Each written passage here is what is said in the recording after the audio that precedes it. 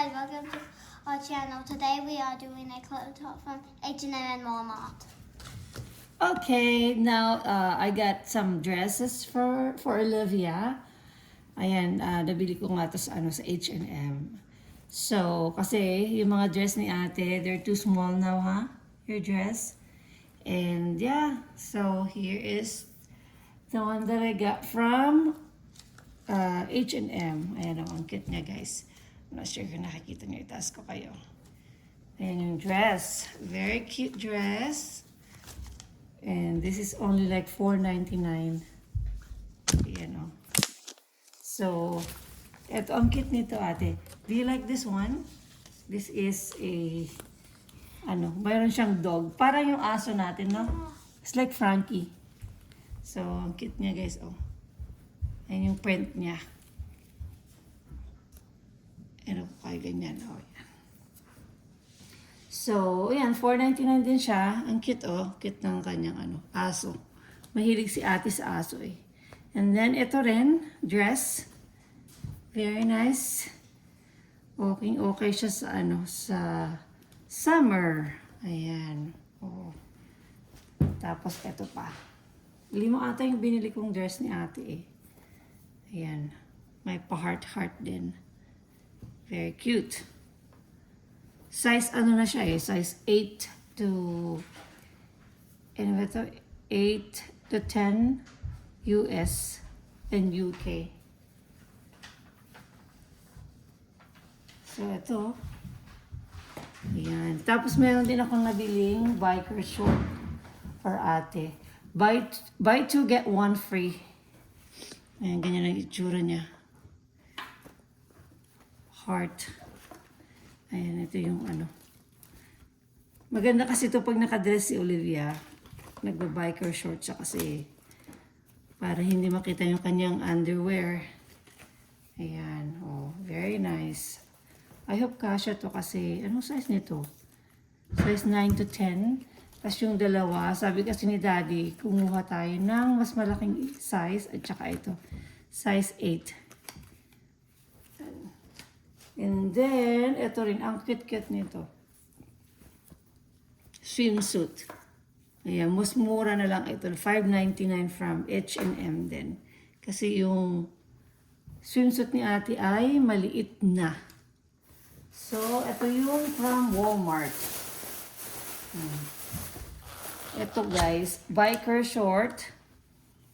2-pack. Mas mura sa Walmart. Hindi kasi kami nagpunta sa Walmart na una. Nagpunta kami sa sa pangalan nito, sa H&M muna kaya nakabili ako ng ganito. Pero sa Walmart, dalawa na siya for $4.98. Pero itong mga ito, ipapadala ko sa sa Pilipinas. Sa mga pamangkin ko, guys. Ayan, oh. Ayan, para sa kanila to. Ito. Para naman, meron silang biker short. Ayan. Ito natanggal yung Ba't ito magkasama to, guys? Right. Sila? Tag-4 sila. Kasi yung pamangkin kong babae, 2 sila doon. So, ayan. Then, bumili din ako ng t-shirt ko, guys. For $9. Ayan, white. Mumurahin ang t-shirt ko. Ang cute niya kasi. White. White top lang. So, and then, 2 yung binili ko. Ito pala, guys. Black. Kay ate. Kay ate to. Do you want the black one too? Yeah. Right? Okay. So, this for you. And then, ito din. Napakita ko na ba ito sa inyo? Kay ate Olivia. It's cute din. Labahan natin yan. Tapos, meron pang black eh. Ito yung black na t-shirt ko din. $9. Ayun o. Dali lang naman siya, guys. Pero maganda kasi yung fitting niya. Kaya bumili ako ng sa akin. Then, bumili rin ako ng short didenia, guys. Kasi wala siyang short. This is only $5.98. This is very nice. Nag-hi pa si ate. Black. I get the green one. And then I got, nakuha ko yung size 6 instead of 5. Pero okay na yan. And then itong kulay na ganyan. Cream. So, 4 yung short na binili ko kay Daniel. So, hindi ko mahalap yung resibo, guys. But, ang na-spend yata namin sa Walmart parang nasa $100. And then sa H&M, asan na yung ito yung H&M pala.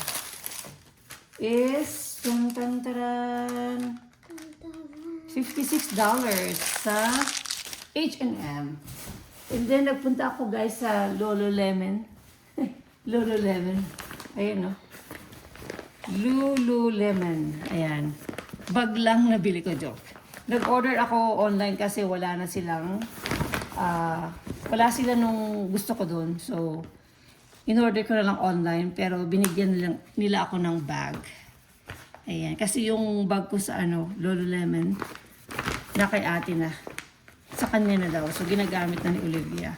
So, kaya, ayan, pumunta ako doon kanina. Pero, in 2 to 3 days ata, isasend nila. So, ayan. Kaya bag muna ang binigay sa akin. So, anyway, yan lang ang haul natin, guys. And thank you guys for watching. I hope na na-enjoy nyo. Marami ng mga pang-summer, clothes sa Walmart. Mas mura dun kaysa sa ibang mga retail store. Pero sa H&M, yung mga dress nila guys, mas mura kumpara dun sa Target or, other retail. Pero ito na yung pinakamura, $5. $4.99 yung dress nila. Kaya, gora na kayo guys. Okay? Alright, we'll see you guys again next time. Bye!